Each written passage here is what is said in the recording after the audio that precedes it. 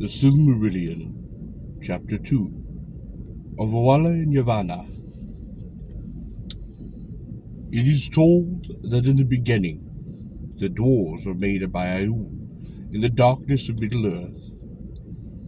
For so greatly did he desire the coming of the children, to have learners to whom he could teach his lore and his crafts, that he was unwilling to wait the fulfillment of the designs of Iluvatar.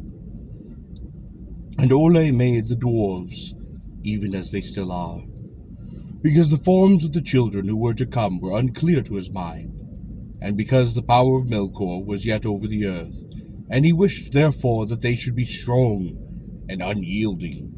But fearing that the other Valar might blame his work, he wrought in secret, and he made first the 7 fathers of the dwarves in a hall under the mountains of Middle-earth.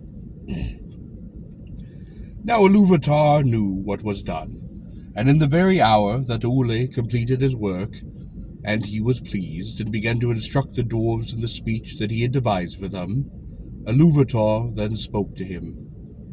Aule heard his voice, and was silent. And the voice of Iluvatar said to him, "Why hast thou done this? Why dost thou attempt a thing which thou knowest is beyond thy power and thy authority? For thou hast from me as a gift thy own being only, and no more.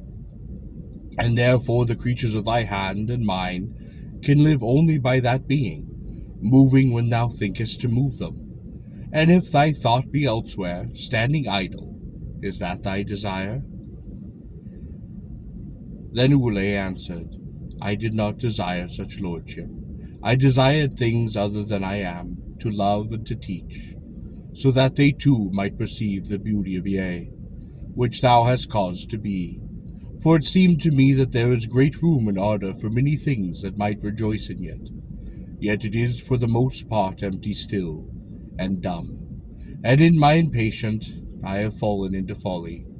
Yet the making of things is in my heart for my own making by thee, and the children of little understanding, that make a play of the deeds of his father, may do so without thought of mockery, but because he is the son of his father.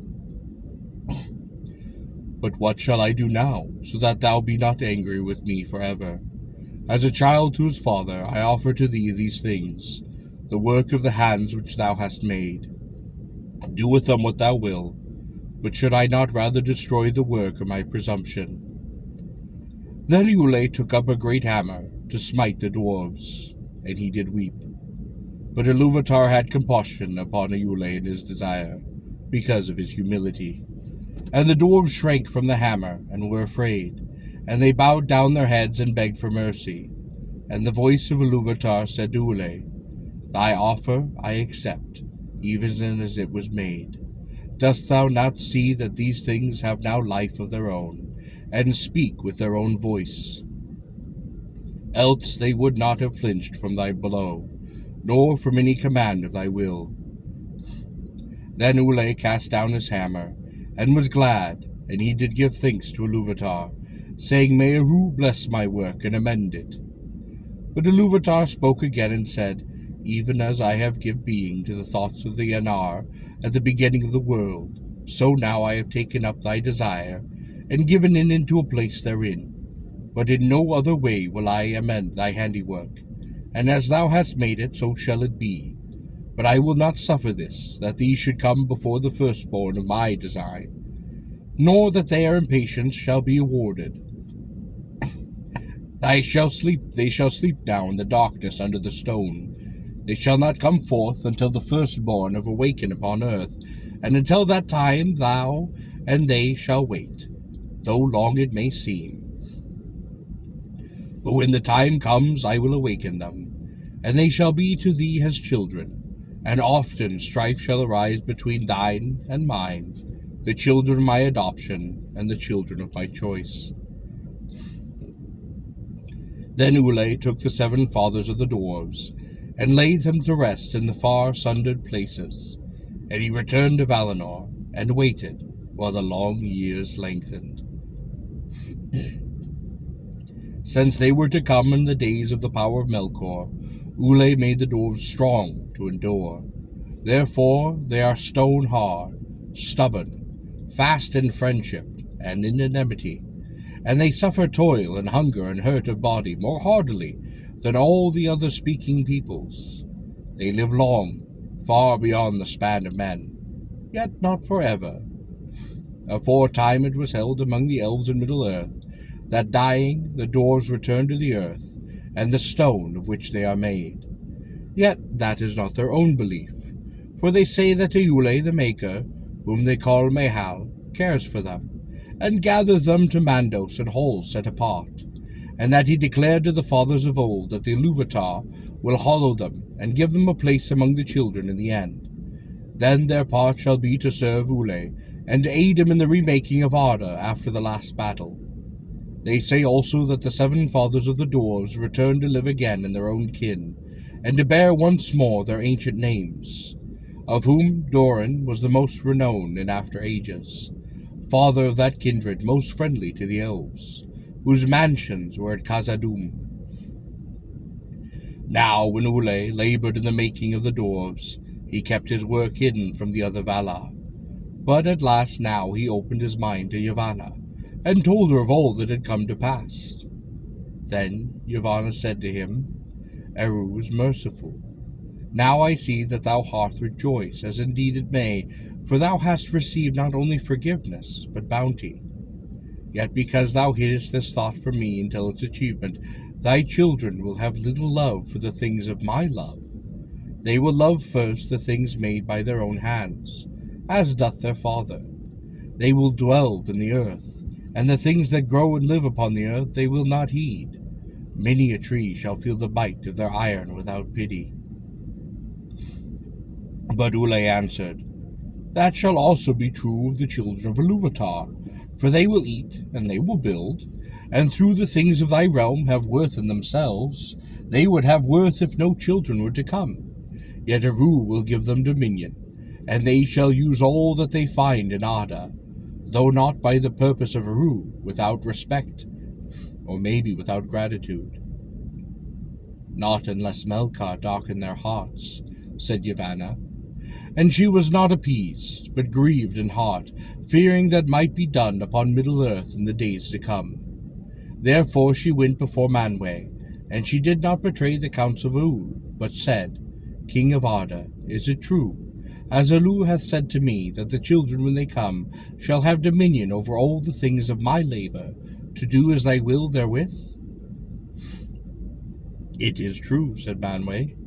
But why dost thou ask? For thou hadst no need of the teachings of Aule. Then Yavana was silent, and looked into her own thought, and she answered, Because my heart is anxious, thinking of the days to come. All of my works are dear to me. Is it not enough that Melkor should have marred so many? Shall nothing that I have devised be free from the dominion of others? If thou hadst thy will, what wouldst thou reserve, said Manwë, of all thy realm thou dost hold dearest? All have their worth, said Yavana, and each contributes to the worth of the others. But the Kelvar can flee or defend themselves, whereas the Olvar that grow cannot. And among these I hold trees very dear, long in their growing, swift shall they be in their felling. And unless they pay toll with fruit upon brow, they will be little mourned in their passing.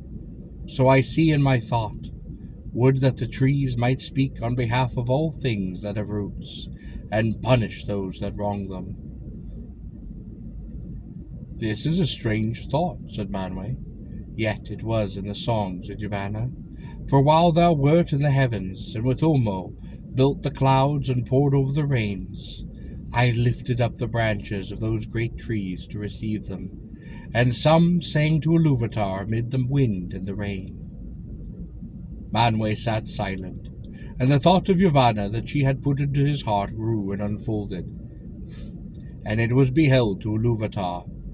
Then it seemed to Manwë that the song rose once more about him, and he heeded now many things therein that thought he had heard them, he had not heeded before.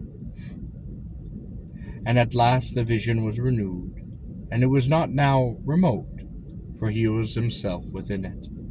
And yet he saw that all was upheld by the hand of Iluvatar. and the hand entered in, and from it came forth many wonders that had until then been hidden from him in the heart of the Anar.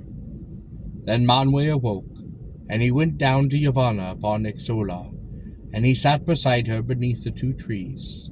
And Manwe said, O Kementari, Aru hath spoken, saying, Do then any of the Valar suppose that I did not hear all the song, even the least sound of the least voice? Behold, when the children awake, then the thought of Yavana shall awake also, and it will summon the spirits from afar, and they will go among the Kelvar, the Olvar, and some will dwell therein, and be held in reverence, and their just anger shall be feared. For a time, while the firstborn are in their power, and while the secondborn are young. But dost thou not now remember, Kementari, that thy thoughts sang not always alone? Did not thy thought and mine meet also, so that we took ring together, the great birds that soar above the clouds, that shall also come to be thy heed of Iluvatar? And before the children awake there shall go forth with wings like the wind the eagles of the lords of the west.